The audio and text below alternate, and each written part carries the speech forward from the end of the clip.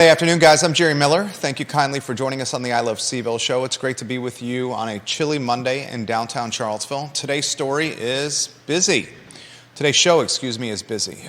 We have an op-ed written by the Superintendent of Charlottesville City Schools in the Daily Progress that was published over the weekend. We'll highlight that commentary from the highest-ranking team member and the highest-paid team member in the Charlottesville City Public School System. Chief Kochis has indicated to us that Porch pirates are targeting Charlottesville and beyond. We have that for you on the Monday edition of the show. We'll talk trains, choo-choos, and trains connecting much of the Commonwealth of Virginia, including Hampton Roads, the New River Valley, and Richmond, Virginia, with additional funding and how that could impact our community.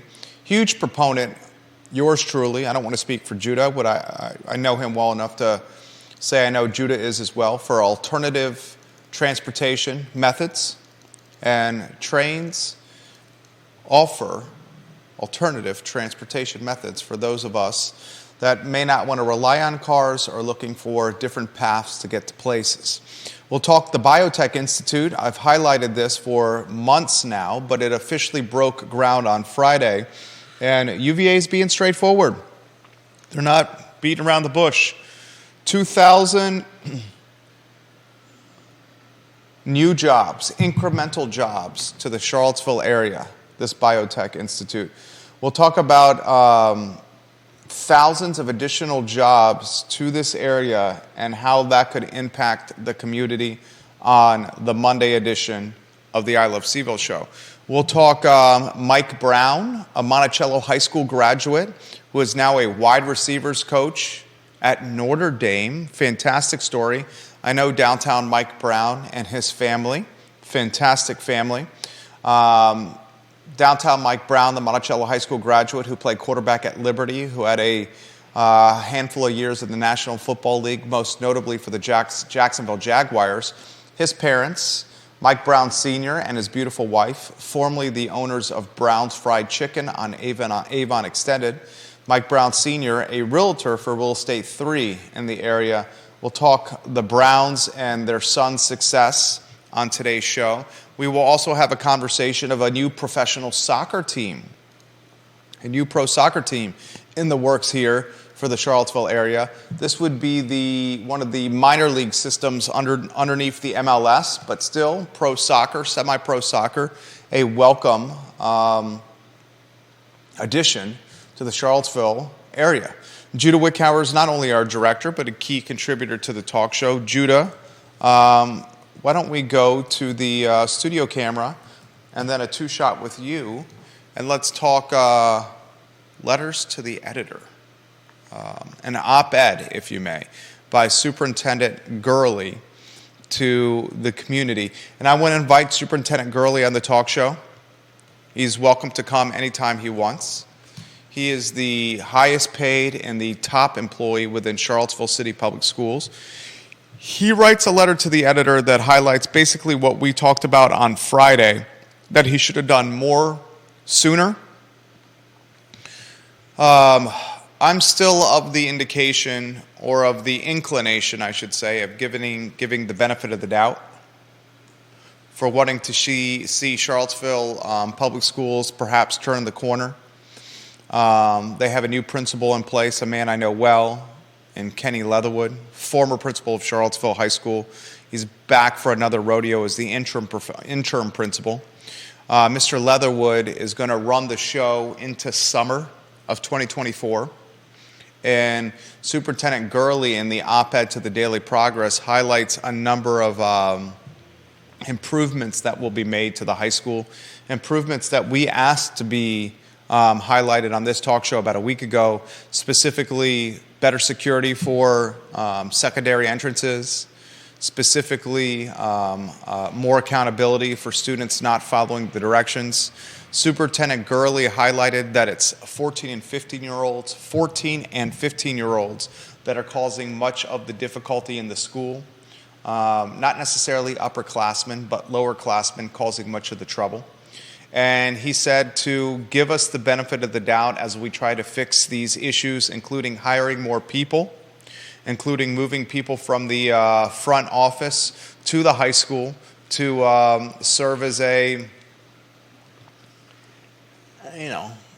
sounding board, additional security, more eyes in the hallways in the classrooms.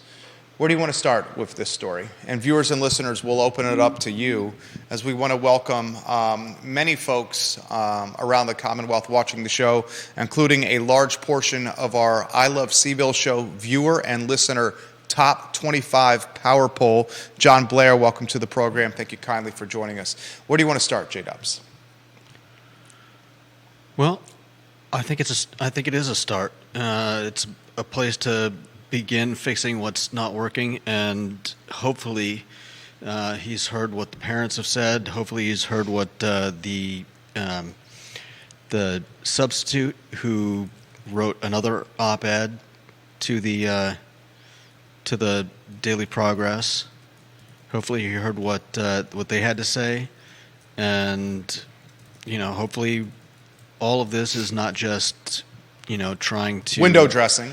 Trying to give us what we want to hear, and actually a step towards fixing these problems. This is where I think we're going to be here. Coming out of the Christmas break, the first semester of this year at Charlottesville High School, I'll be straightforward, has been disastrous. You highlighted on Friday's show that the police department's been called to the school a handful of times just to restore law and order. He said, I believe, six fights have required police be called. That's a lot. That's safe to say. Yeah. He also highlighted that there were a boatload of other fights that the teachers had to bring them into order. Teachers have been injured. Teachers are scared. Quality of life and morale is low. There's open positions. There's security concerns. There's a roving ban of 30 to 50 students who Superintendent Gurley has highlighted are 14 and 15-year-olds that are going all over the school, creating chaos. The first semester has been disastrous. This is straightforward talk and factual talk. Coming out of the Christmas break, the holiday break, is where the rubber meets the road. Yeah. You have a reset of the holidays. You come out of break into a second semester, into literally a new year, figuratively and literally, 2024, that's where the rubber meets the road. Parents are expecting transparency, communication, accountability. Parents are expecting repercussions for those that break the rules. Parents are expecting learning in a consistent and predictable fashion. A high school. If you want to put that first, lower, third on screen, that would be appreciated. The rubber meets the road. Mr. DL, welcome to the broadcast. Thank you kindly for joining us on Twitter. Viewers and listeners, let us know your thoughts in the feed. We'll relay them live on air. We give the benefit of the doubt. Superintendent Gurley is basically saying this. Give us the benefit of the doubt right now. I made a mistake. I should have done more sooner, Gurley says, but we're fixing it and give us the benefit of the doubt. I'm cool with that. Yeah. I'm cool with that. I understand it's been a rough few years from the pandemic and coming out of COVID back to in-person learning. I'm cool with giving it to the benefit of the doubt of coming out of the first semester. If things don't change, start of second semester, what happens, Judah Wickhauer? We have to take a serious look at what's going on and ask some questions that... Does it start from the top? Yeah, definitely. I mean, he says it's broken down very well in a couple places. And he says, we will make our communication clearer and more transparent. That starts tonight, and the detailed information on our website. With the detailed information on our website. So that's literally what he said. Yep. Yeah. He's saying we are starting over right now. I think they've got their work cut out for them, but they've got a lot of smart people on staff, and I think they'll make it happen. There you go. I'm excited to put this storyline behind us. The storyline continues to push the news cycle. You don't often see superintendents of school systems writing op-eds or letters to the editor. You don't see substitute teachers writing letters to the editor of the Daily Progress. Basically, these are columns. The Progress is calling them letters to the editor, but the Progress is short for local content, so they're basically publishing these as if they were columns in the newspaper written by a columnist. The intriguing aspect of these columns that are being written by a substitute teacher and or the superintendent is it's behind a paywall. So I'm very curious to see how many are actually reading them in the community. How many of our citizens are reading them? Regardless, you have had a story gain momentum and momentum. Police coming to schools, Judah said 6 times. Yeah. Security breach, where an adult trespassed. That adult's been arrested. Yeah, I saw that. It was a female. A lot of folks thought it was a male that breached the security. It was a female that breached the security. A woman, yeah. A woman, an adult. Okay? You have the school resource officer topic, to bring them back or not to bring them back. The metal detector topic, to put them in place or to not use them.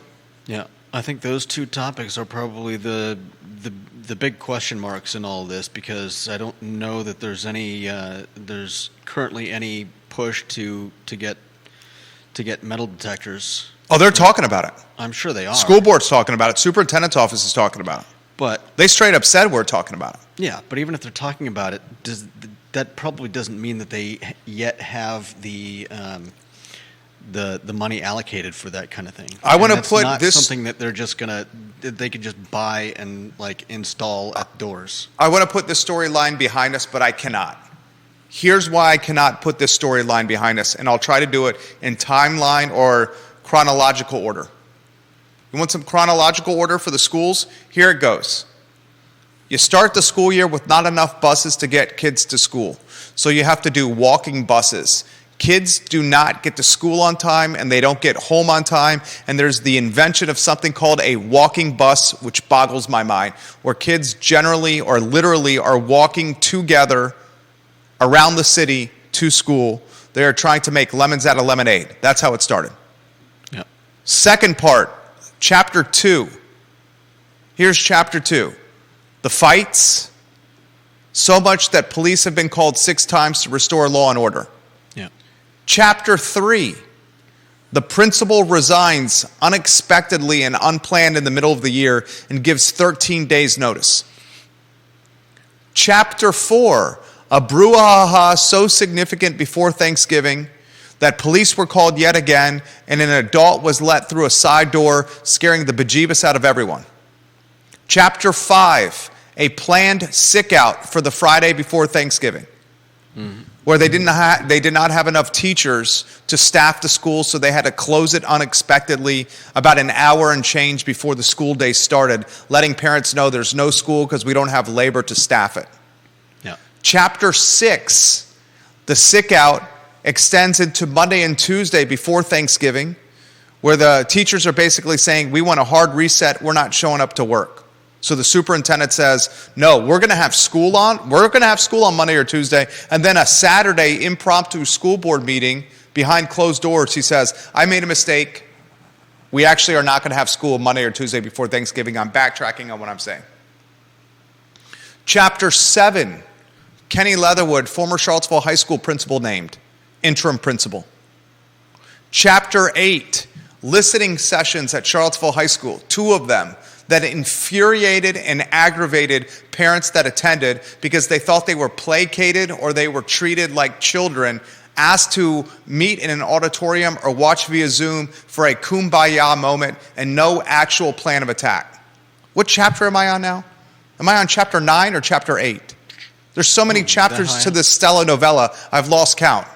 Let's call it chapter 8. Let's call it chapter 9. We get information that essentially a school security officer, or what was Renee Wright's exact title? Let me get it right. Words matter. Renee Wright. Regine Wright is her name. Hold on. Regine Wright. I'm looking her up so I get her exact title for you.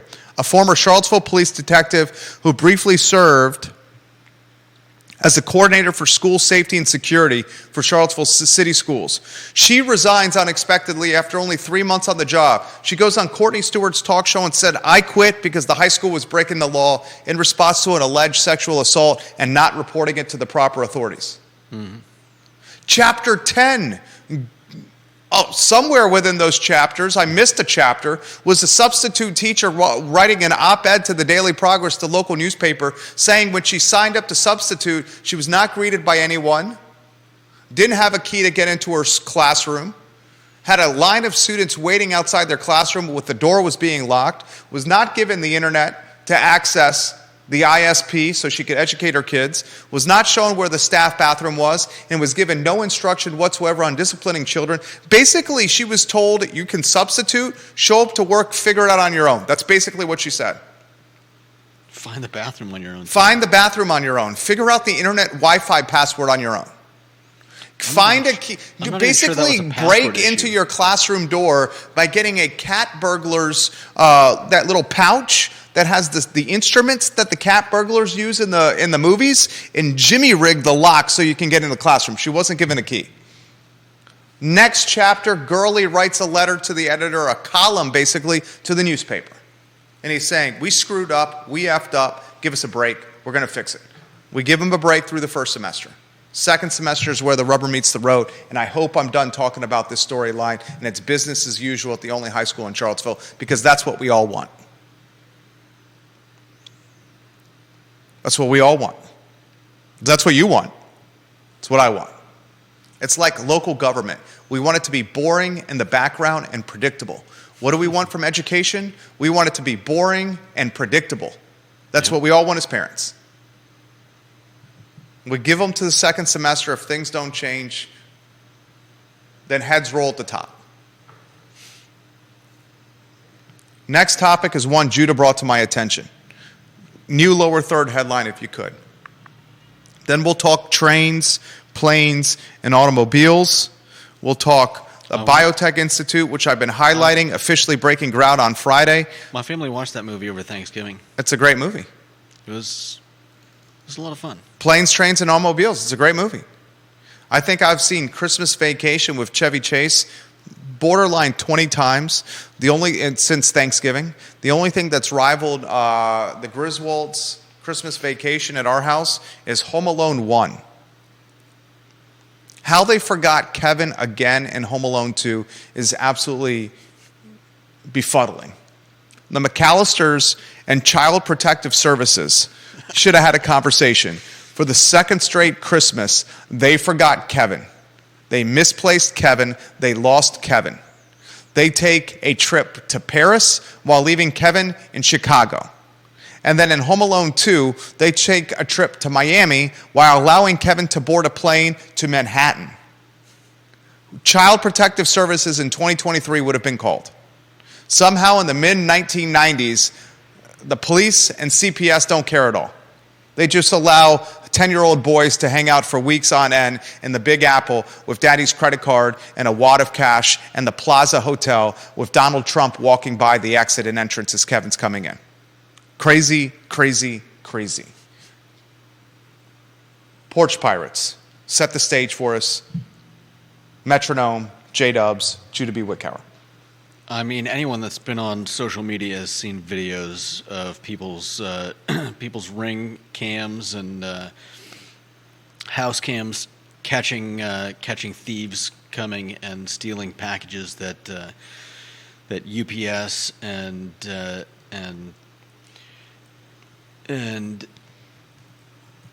United States Post Office and whoever else comes and leaves on your doorstep. Well, if you thought it couldn't happen here, it's happening here. And Michael Kochis is saying, if you hear about it or if it happens to you, don't just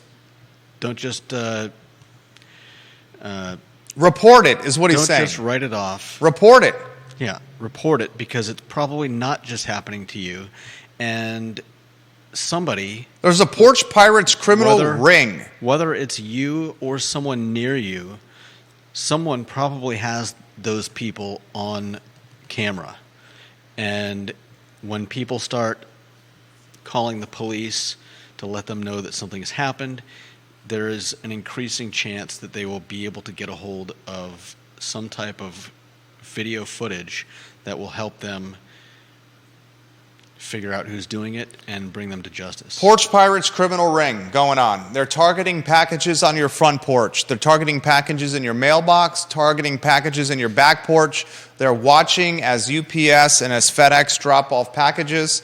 We'll throw in the United States Postal Service, and they're snatching them before you can get them straight from the friendly comforts of your house, your plot, your abode, your casa. This is not good. No.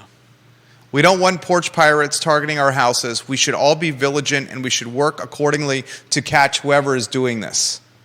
It is beyond a slap in the wrist. Chief Kotchis highlights the significance of it in the report that you're reading. Pass it along to the viewers and listeners. It's actually a felony. It is a felony. You're not allowed to steal other people's mail. It is a felony. That's what this is. Yeah.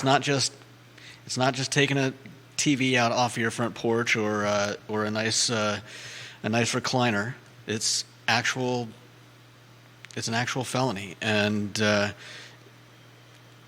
some people might not be ordering all that much, but for those who are ordering expensive presents for their family, friends, loved ones, that could mean a heartache at Christmas. And you think about this.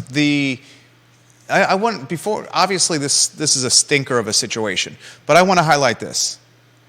How archaic is the concept of dropping off hundreds, if not thousands of dollars in packages and gifts on people's doorsteps, just leaving them outside for hours? I want to just try to unpack this with me, ladies and gentlemen. We have box trucks driving around cities in America. This city, Charlottesville, trucks marked with FedEx or UPS or United States Postal Service branding on them. Anyone that sees these trucks pull up to a house, they are very easily aware that a package is about to be taken off the truck and dropped off at the house.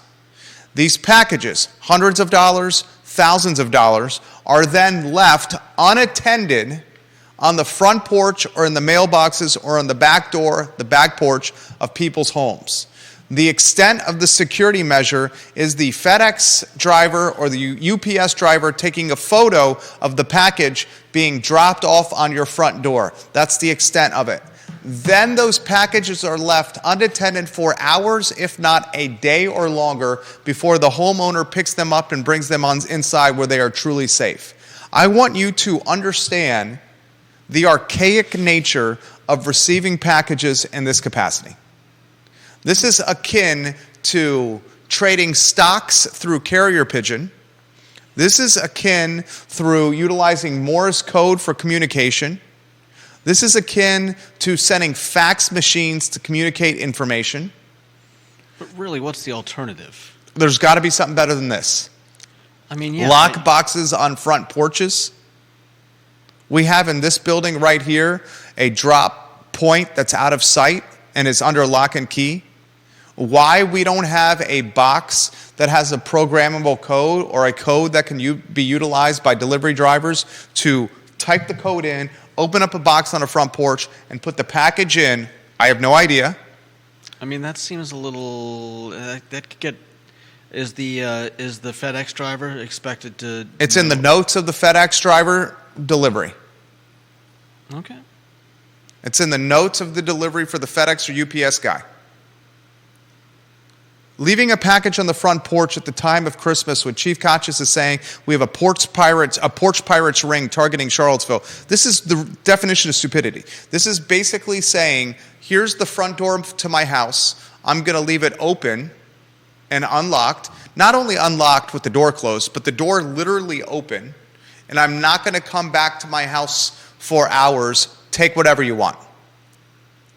You're putting a box dropped by a truck that clearly delivers boxes and prizes and presents, and you're saying, leave this prize and this present on my porch, and I'm not going to pick it up for hours. can you think of a more archaic way of doing business in Charlottesville and in the world right now? What is more, compare it to something that's also archaic? Thieves wouldn't even need to follow a truck around. You can just drive through neighborhoods in the late afternoon. There it is. If you're a thief, all you have to do is, well, there's the UPS truck. It looks like it's going down Locust right now. It just finished on High Street? Let me go hit High Street. Then it's going to go to Locust. You can just follow the truck's route. The truck does the same route every day. Yeah, for the most part. What is this akin to from archaic form of doing business or interacting in life? I mean, I'm not sure I agree with you because there's not really much of an option besides holding it at the UPS. Well, I just gave you an option. A box on the porch. Yeah, but you're saying everybody's going to literally build a what box we use in this with a building. Digital. What we use in this building.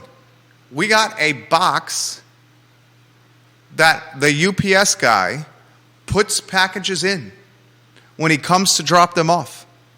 And the people who are getting packages go to the box and see if their package is there. They get the notification on their phone that a package has been delivered. Type the code in, put the package in a box, take a picture with your phone if you're a delivery guy, and leave. And if you're getting the box, you go to the box, you take it out of the box, and you take it up to your office. Okay, but are you actually suggesting that everybody build a box? You don't have to build it. They sell these. This literally is a product that you can purchase online, and it's not that expensive. Look it up. Delivery Box Protector. They sell them on Amazon. They sell them everywhere. Delivery box for Porch on Amazon. I'm literally looking at one right here. In fact, it's $60. Here it is on screen. We got this one that was $250. This is not anything crazy. Who's to say they won't steal the box? You know how heavy this box is? I do not. It's extremely heavy. And Okay. you know what the number one, you know what it is? It's perception management. You know what the number one porch pirates, the number one thing a porch pirate looks for? Opportunity. A box on a porch.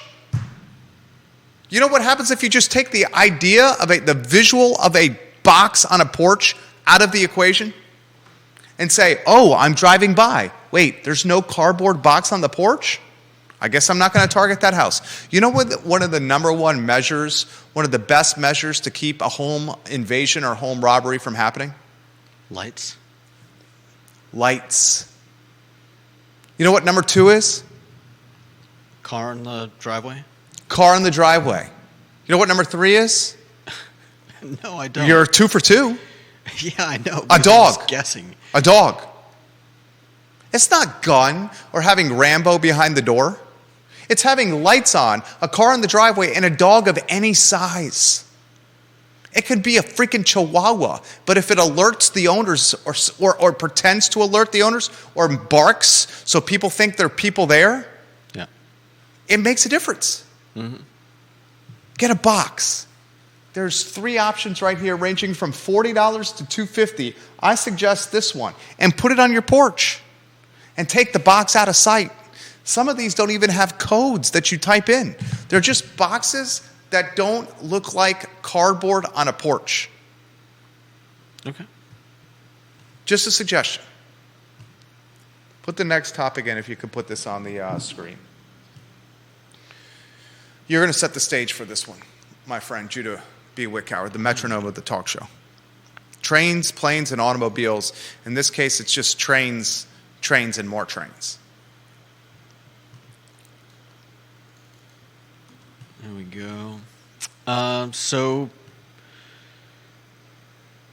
there is, let's see, where was it?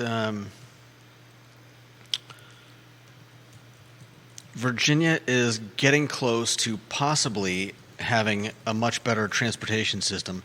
The project would open service between Richmond and Charlottesville. It's already won a $500,000 planning grant from the U.S. Department of Transportation just last week. and it's among a lot more major infrastructure announcements impacting Virginia, worth close to $2 billion. All right, read it verbatim for the viewers and listeners, what you're reading, so we can talk about it. All right. The big picture, dubbed the Commonwealth Corridor, the goal is to directly connect Hampton Roads, Richmond, Charlottesville, Roanoke, and the New River Valley. Currently, all of Virginia's rail lines terminate in D.C., and the only Amtrak connection between Richmond and Charlottesville is provided by bus. The idea was first proposed by rail advocates in 2018 and embraced in 2020 by state lawmakers who agreed to fund an initial feasibility study. The state estimates that once established, it would take about an hour and a half to travel between Richmond and Charlottesville by train. So, I think this is a great deal. Does it have an impact? Does it actually have an impact? Juan Sarmiento, watching the program, Juan is top 25 in the viewer and listener power poll. He's ranked 25 in the power poll. Juan Sarmiento said, we bought expensive paintings when we were on our last cruise. They were supposed to be delivered to our home where a signature was needed for delivery. Both the FedEx driver, both parties, including the FedEx driver, just left them by our garage without signature, and that didn't fly well with him. Vanessa Parkhill, watching the program. Vanessa Parkhill is number 6 in the top 25 viewer and listener power poll. And she says that sees a new business model opportunity.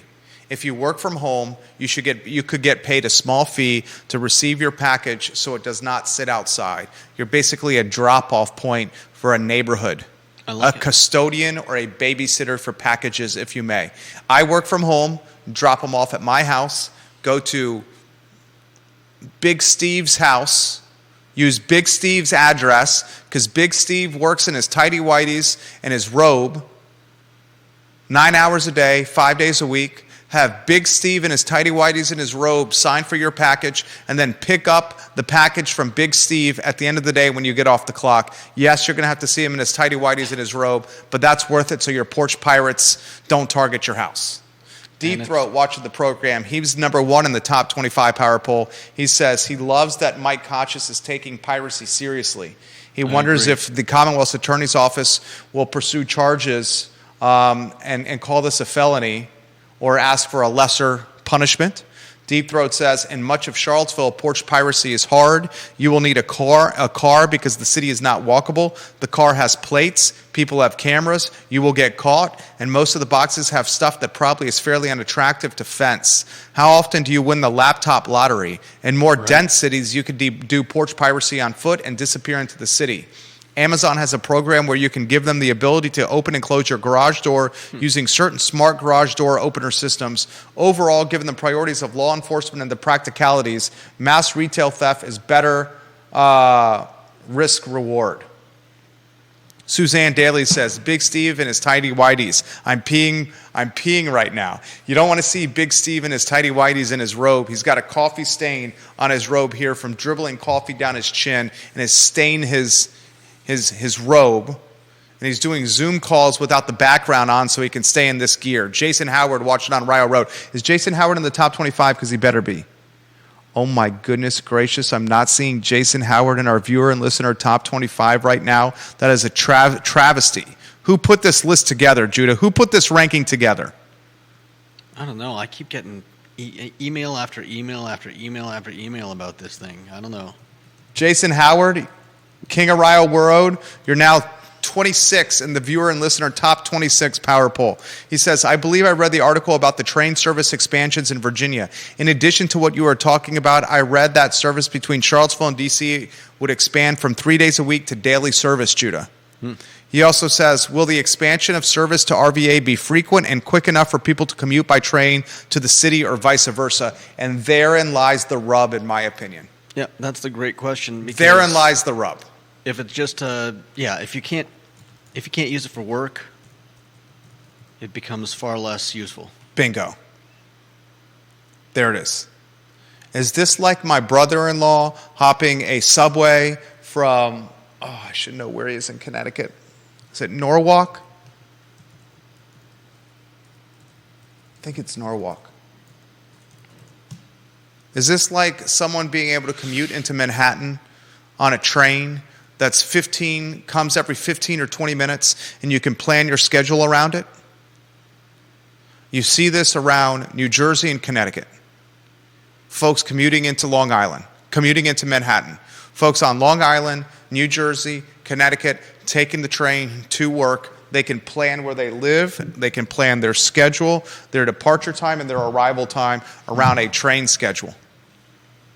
Or is this going to be easy breezy, Sunday easy? What's the saying? Easy breezy, lemon squeezy. I think Big Steve likes lemon squeezy. If it's only for leisure, what's the value it provides? Not much, I wouldn't think. There you go. If it's frequent and often and reliable, it provides value for actual 9-to-5ers or business professionals. If this is geared strictly to the tourist or the weekend goer, what is the value proposition? Because the tourist or the weekend goer, especially someone like our family who has kids, is probably not going to take the train. Right. We have kids.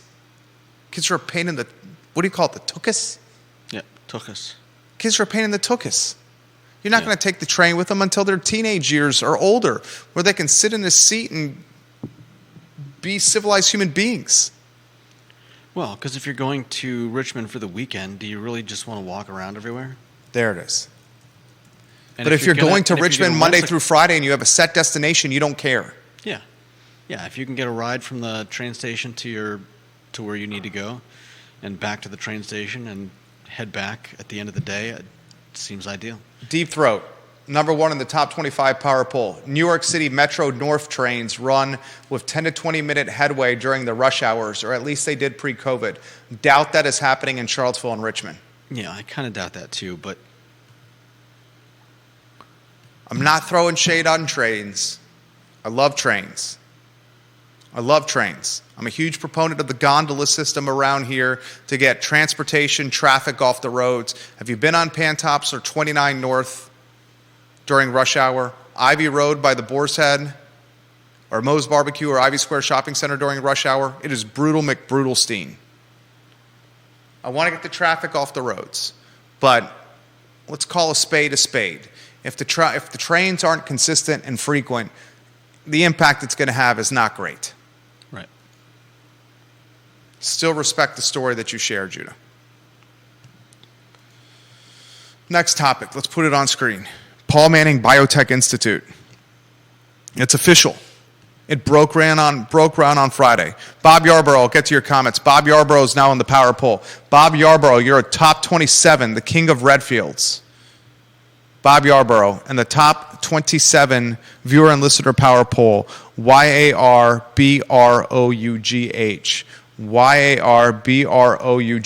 I got your name in at 27, Bob Yarborough, key contributor to the family, the king of Redfields. For work commutes, a light rail system might work better, similar to the one they have in Denver. Bingo. Mm-hmm. Bingo. I would bet you there's a lot of people that are commuting in this little area. Hampton Roads, Richmond, Charlottesville, and the Roanoke and New River Valleys. The Commonwealth. Hampton Roads, Richmond, Charlottesville, and the New River, Roanoke Valleys. And if they can get frequency and consistency with the trains, that will provide value proposition and will be better for the environment and will alleviate traffic and can improve quality of life. But if it's not frequent and consistent, it's going to be useless. Yeah. It will be an attraction as opposed to a utility. Right.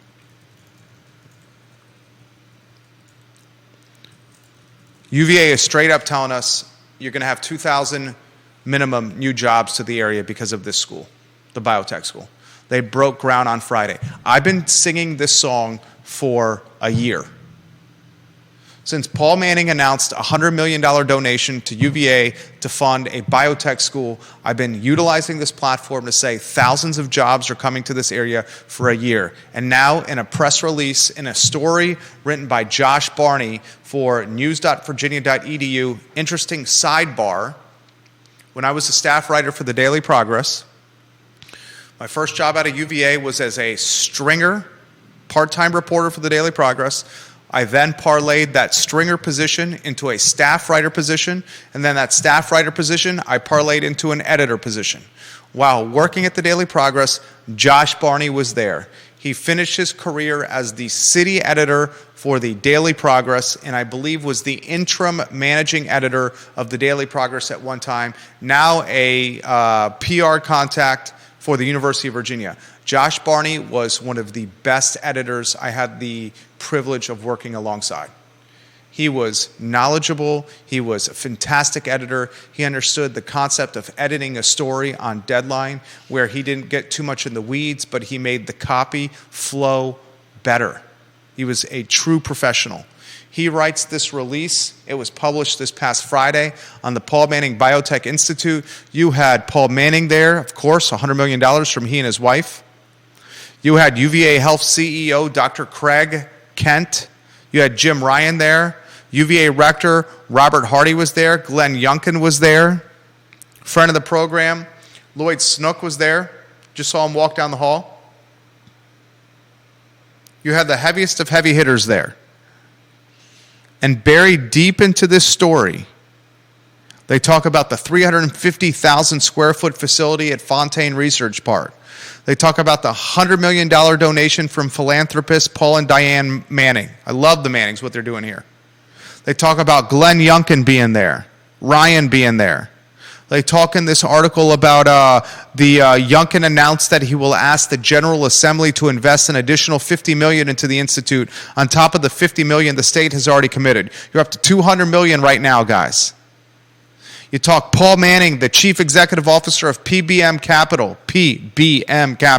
a healthcare-focused investment firm. They got all this fantastic content in this story that Josh put together. But at the bottom of the story, you see one of the key little factoids. And you're talking 2,000 new jobs coming to the area. And we're talking six-figure salaries for these new jobs. And they're talking that this impact will be felt in the region no later than 2026. Officials expect to have new construction completed and the facility open and occupied by 2026. So in 2.5 years, and it's going to happen before that, the new jobs that are coming, you'll have 2,000 additional six-figure jobs in the area. If we're not seeing the writing on the wall that the housing market is going to get throttled and values are going to uptick even more and demand is going to go through the roof, then you're not reading the tea leaves correctly. You're not reading the tea leaves correctly. And this is not the only driver of incremental jobs and six-figure salaries to the area. I've, on this platform, highlighted this for years now. I've said on this platform I expect the population to increase in this area 5,000 to 8,000 people within 5 years, and I stand by that statement. Where are 5,000 to 8,000 people going to live? Better yet, who are the 5,000 to 8,000 people going to squeeze out that are current residents? That's what's going to happen. Yeah. You're talking to 5,000 to 8,000 current residents gentrified out of the community. Northrop Grumman, couple $100 million in Waynesboro, average salary $94G. They're not living in Waynesboro. Data science, UVA expanded enrollment, and how about a cool $11 billion from Amazon and Louisa? They're not living in Louisa.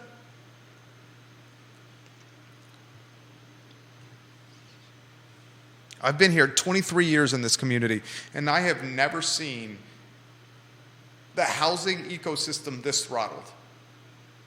Ever in 23 years of being here. Mm-hmm. It is beyond throttled. We're talking like the drain in Judas Sink when he goes to shave that beard and all his whiskers get washed down his bathroom sink and it just floods to the top because those cherry red whiskers on his face, I would say it's cherry red. Why, you don't think cherry red? Are you concerned about the gray on the sides over there? Are you using Just for Men? No. Do you use Just for Men? No, I love the different colors. I think the gray looks great. I love the different colors. It used to be, I mean, if you take a close look, there's red and brown and blonde in there. That's character. Yeah, sure. Does your bathroom sink get clogged with those whiskers when you shave? Are you having to use some, the hanger and shove it down there to pull them out? No. I've never had a problem like You've that. never had a drainage issue? Come on, you've had a drainage issue. No, Never had a drainage issue once? not like we did when I was living with my parents, and my sisters would get their Okay, long hair. Whoa. Where are you going with that? Nothing to do with beards. They're long hair. Okay. Wasn't alluding to beard. We'll leave it at that. This is a PG-13 show. Alrighty then. It's PG-13. They're straight up saying it now. And it's important for us to highlight so you can have the conversation. Next headline, if you could put it on screen, then viewers and listeners, we're going to open it up to your comments here on the talk show. Deep Throat says, number one in the family, he says, I'm looking at the map. The train line does run near Richmond Airport. And he would definitely ride the train to the plane if there was service a couple times a day. Train to the plane, I like that. That's some branding right there. Take the train to the plane. Or take the plane to the train. Just don't bring the cane on the train to get to the plane. Unless you're insane. That was good. Well done. I like when you do stuff like that. Unless you're insane. Trey Barham watching on LinkedIn. My Prime driver has my garage code. Opens, drops, Nice. closes, and puts the package inside completely secure. That's what I'm talking about. Trey, are you tipping your Prime driver that? That's what I'm talking about. Are you tipping your Prime delivery driver for this service? Comma, or is it expected? John Blair says, Jerry, leaving packages on the porch is akin to Fred Flintstone locking the doors to his car. That's good. John Blair, where's he rank in our power poll? I got the power poll right in front of me. John Blair is number 2 in the top 27 viewer and listener power poll right now. Hilarious. There it is. It's Christmas time.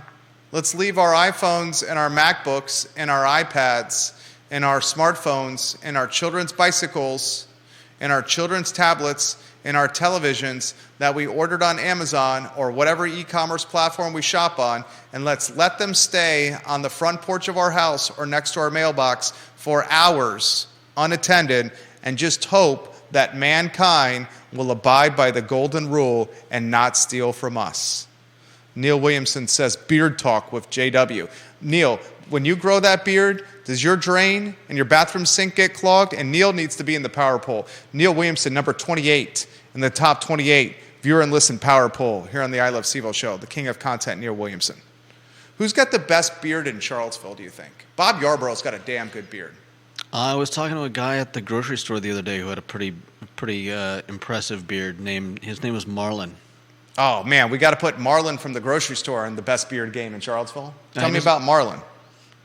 He doesn't work at the grocery store. He's just Who's a patron? I think I've seen him around downtown before. And Judah wouldn't have conversations with me in the studio, and he won't conversate with the guests that are walking in for other shows. But Marlon with What the are you beard talking game, about? he's going to chitter chatter Marlon's ear off. I'm just giving you a hard time. Does Marlon condition his beard? Curtis Shaver's got a great beard too. Does Marlon condition his beard? you know, I forgot to ask him that question. Well, can you tell? Was it soft and fluffy, or was it coarse and rough? It looked a little wiry, but Wiry? I wasn't getting my hands in his beard. It's a little too personal. Wiry, not just for physical attribute and an adjective for physical physique. It was a beard. I don't remember him having a mustache at all, and it was bushy and white. Oh, a Probably bushy and about, white beard 2 or 3 inches long, with no mustache. I'd say, yeah. Jason Howard leaves It's this impressive. comment. Jason Howard, number 26, and the viewer and listener power poll. He says, if service was frequent enough for daily commute between Charlottesville and Culpeper, that could open up all that housing stock to Charlottesville workers. Take some pressure off Charlottesville and Albemarle. That's a great comment. Yeah, no doubt. And I'll highlight what Jason Howard's saying. You want to talk housing affordability? Transportation and housing affordability go hand in hand.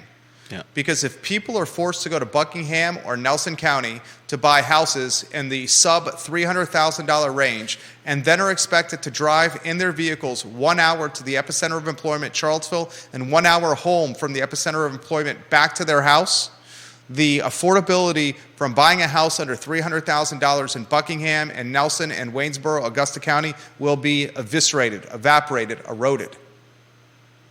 You can't call affordability in Buckingham and Waynesboro and Augusta if you have to drive an hour every day to Charlottesville, because all the money you saved on house is going to go away from wear and tear and gasoline. Yeah. That's not affordable. Key to housing affordability, number one key to housing affordability, it's not upzoning. It's not lower interest rates. It's not building new construction, additional homes. It's not rent control. It's not limiting red tape. It's not government getting involved. It's transportation and making it ubiquitous, approachable, and reliable. That's the first key to creating housing affordability. And right now, do we have ubiquitous and approachable transportation in the area? Would you say we do? Nah, dog. Never had to use it, so... Oh. Right? What's the most ubiquitous and approachable transportation in the Charlottesville area right now? What would you call it? The most ubiquitous and approachable? Yeah.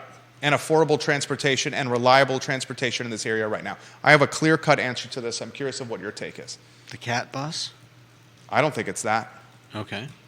I think it's the scooters and bikes that you could rent by the minute or by the mile that are all over the city. You see one, you take your phone out, you unlock it, you get on it, and you go a place. That's fair. Nothing is more ubiquitous, approachable, or reliable than those scooters and bikes that are left in dangerous, precarious areas and lacking pleasing to the eye areas around Charlottesville. But they get people to and from places. You sure about reliable, though? What's not reliable about them? You see one, you get on it, and you go. What if you don't see one? It shows you on the map, on your app, where they're located. Does it? Yeah. Okay, cool. You just bust out your app and be like, oh, there's one right there. Let me head over there. I didn't even know there was an app. Yeah, there's an app. There's an app for that. What's that saying from? There's an app for that? I don't know. It sounds vaguely familiar. All right, 2 items out of the sports notebook. Mike Brown is a Monticello graduate. He's been named the wide receivers coach at Notre Dame. This is a local guy that graduated from Monticello High School that is now a wide receivers coach at Notre Dame.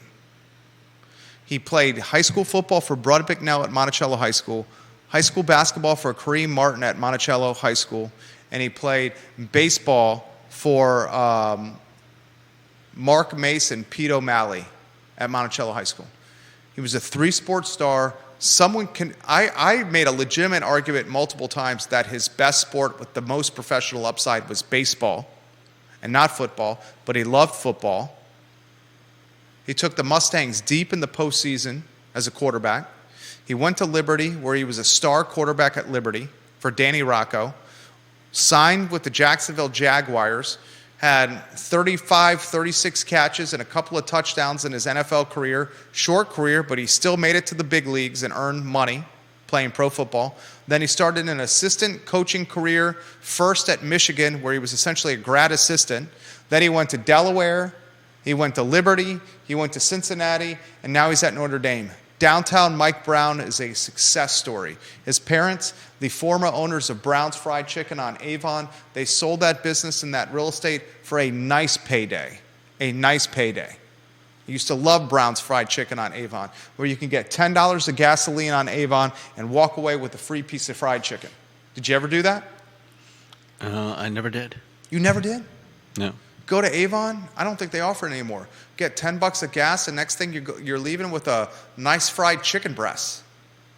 I'd eat the fried chicken breast in the car while getting my gasoline. Ugh.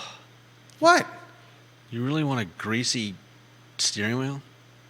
A greasy steering wheel? You get a napkin. A napkin for a... okay. The problem you have with the free fried chicken with $10 of gas is the greasy steering wheel? No, I didn't say I had a problem with it. Well, you said ugh. Yeah. Because you're talking about eating it right there in your car while your gas is pumping. And, well, it's piping hot. You want to eat it. Okay. I think you would have loved it. You love fried chicken, don't you? I do love a good fried chicken. Bob Yarborough says beard oil is a necessity.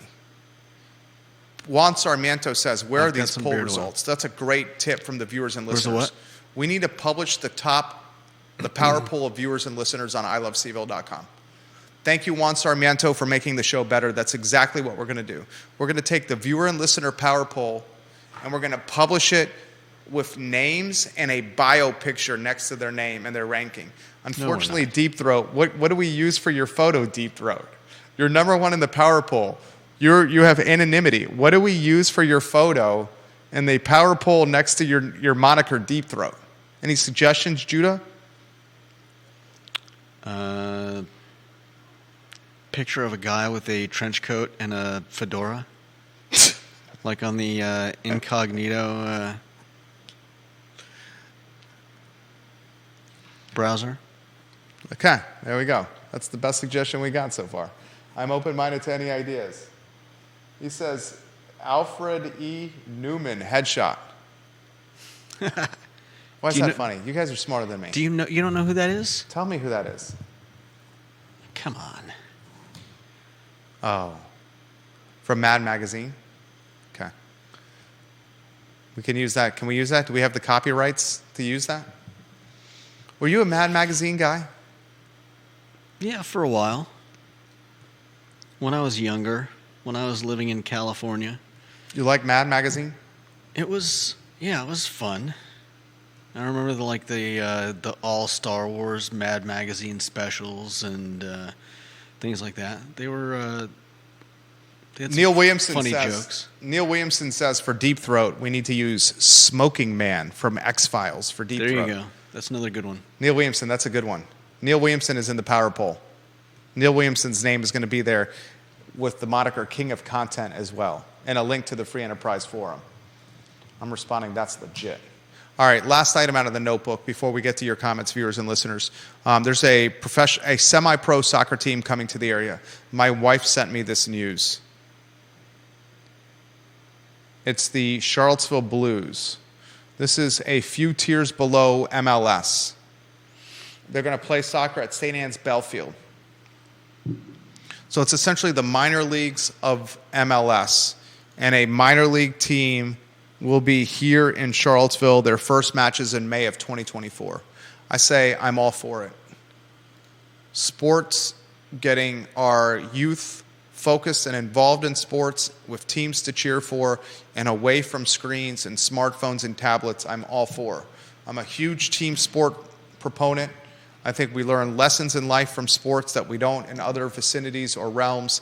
Getting our kids involved in sports, whether it's squash or football or basketball or baseball or soccer, pickleball, tennis, whatever the hell it is, getting our kids off screens and competing with other kids is a good thing.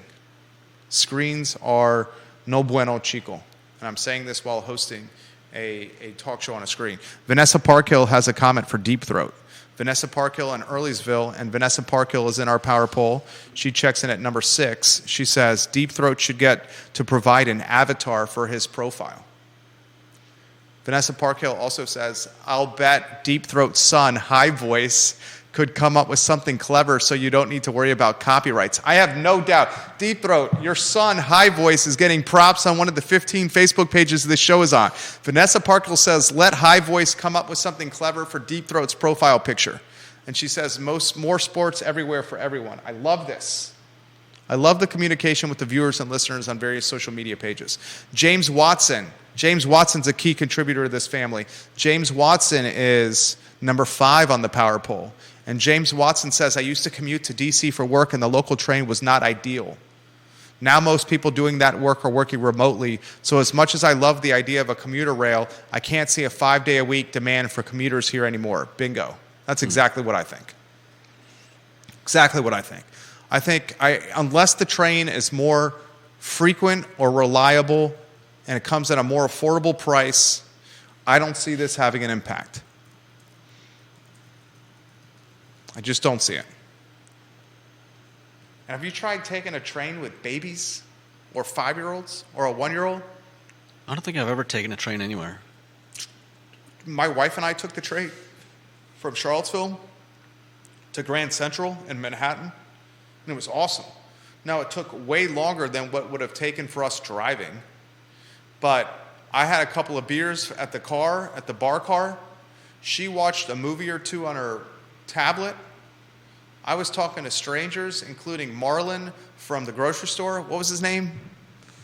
It was Marlon. Marlon, the wiry bearded man from the grocery store, and Big Steve in his beard and his tighty whities. We were chatting it up in the bar car while my wife had her earbuds in and was watching, what was she watching? She was probably watching like Bones. She loves the show Bones.